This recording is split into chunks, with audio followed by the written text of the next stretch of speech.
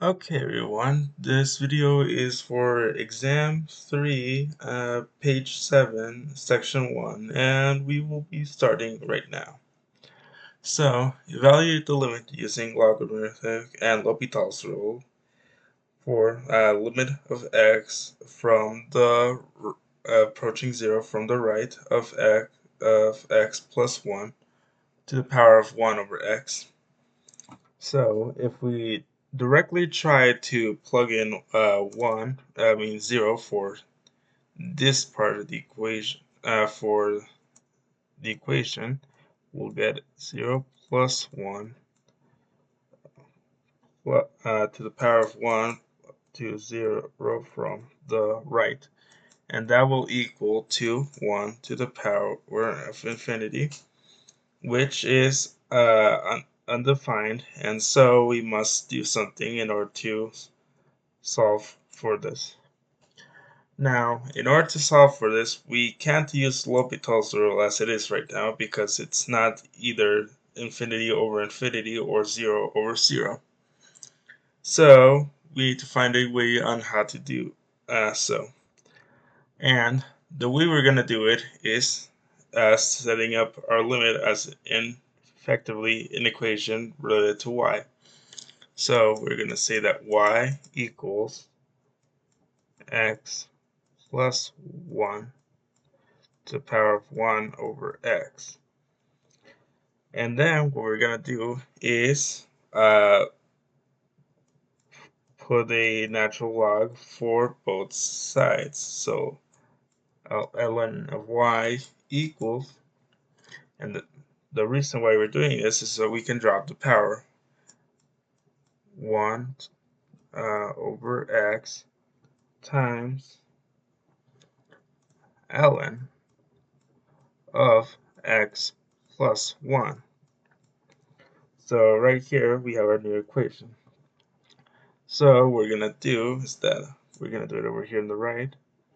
We are going to rewrite our equation as limit of x approaching 0 from the right of ln of y equals 1 over x times ln of x plus 1. Now if we, and also apart from that, we need to put our limit on both sides. So right here we are also going to have our limit of x approaching 0 from the right.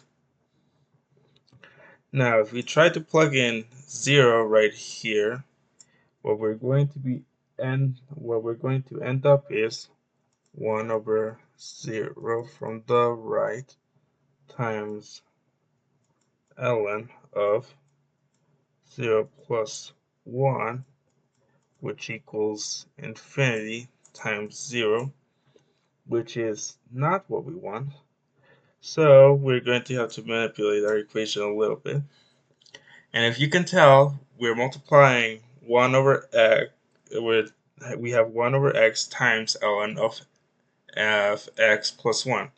So what we could do is plug this ln on top of the fraction because we are multiplying. So we're going to rewrite it as limit of x approaching 0 plus of ln y equals limit of x approaching 0 from the right of ln of x plus 1 over x.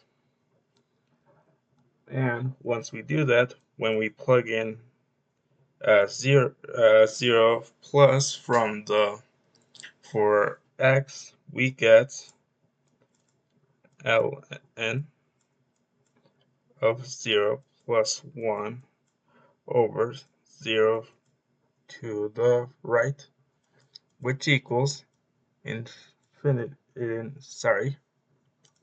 which equals 0 over 0. And with that, we can then use L'Hopital's rule because our equation is 0 over 0. And so we can now use L'Hopital's rule to figure out what our equation equals. So limit of x approaching 0 from the right of ln of y equals, we're going to signify we're using L'Hopital's rule right here, limit of x approaching 0 from the right of 1 over, let's see, x plus 1, and the root of the inside is just 1, so we're going to do that.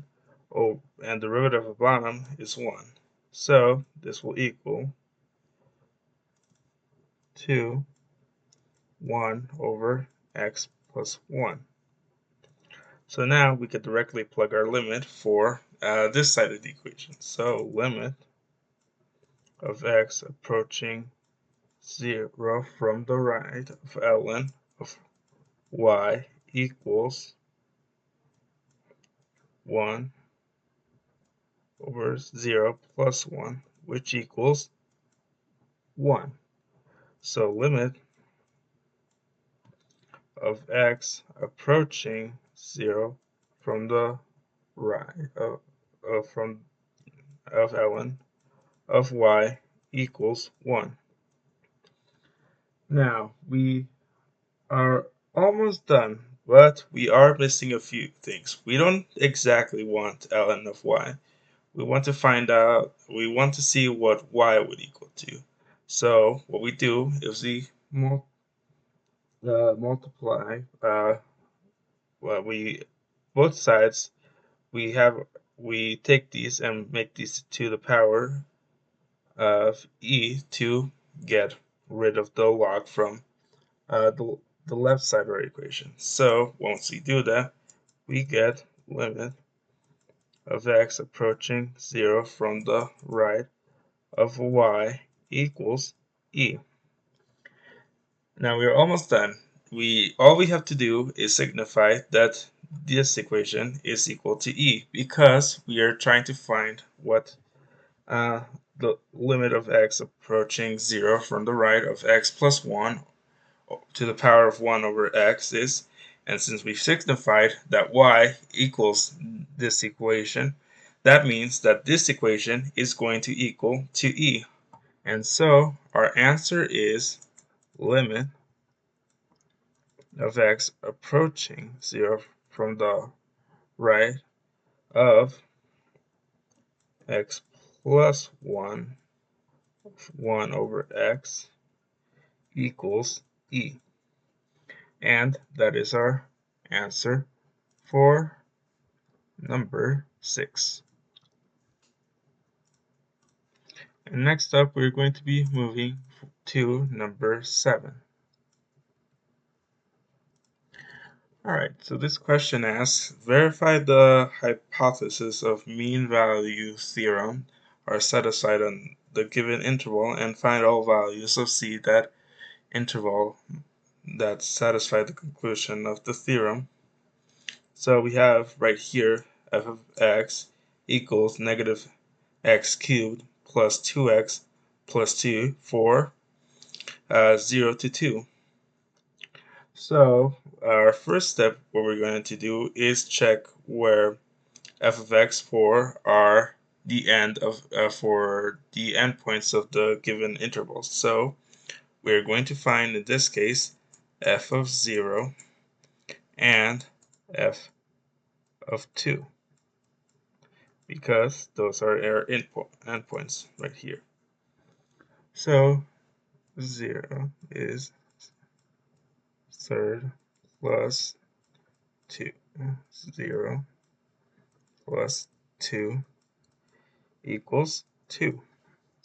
And right here, 2 to the power 3 plus 2 times 2 plus 2 equals negative 2. So after we find that, now we find f prime of x. So f prime of x will be equal to negative 3x squared plus 2. And then our next step is going to be replacing x with c. So all we're going to do is replace our x with c. So we're going to be left with negative 3c squared plus 2. All right? Those were our initial steps. Now we're going to check what final minus initial will be equal to, or what the distance difference will be. So we're going to take our answers, negative 2 minus 2, final minus initial, and we're also going to have 2 minus 0, and that will equal negative 4 over 2, which equals negative 2. And now with our negative 2, we're going to take our f prime of c, and we're going to set it equal to negative 2. So negative 3c squared plus 2 equals negative 2. And now the final step is to solve for c. So we're going to subtract 2 from both sides. So negative 3c squared equals negative 4. Then we are going to divide by negative 3. So c squared equals 4/3. And now we're going to root both sides.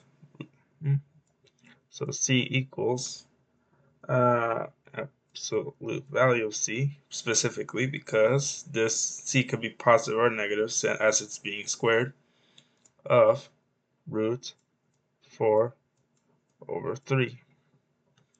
So this gives us two potential answers for c. C could either be negative 4 over 3, or c could equal to 4 over 3. And we're actually going to take this bottom one, the positive one, because our interval is between 0 to 2. And negative root 4 over 3 would not be in the interval 0 to 2, but root 4 over 3 would be in the interval of 0 to 2. So our answer will be root 4 over 3. So we will should also write a statement to say that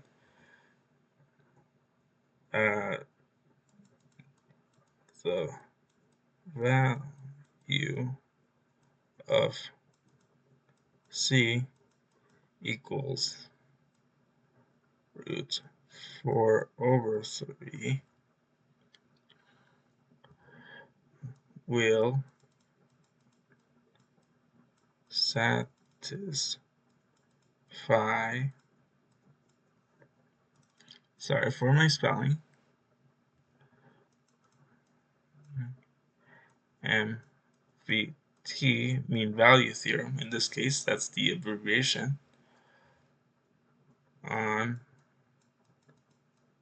the interval 0, 2. And that is all. Alright, I hope this helped, and I see you when I see you. Bye bye.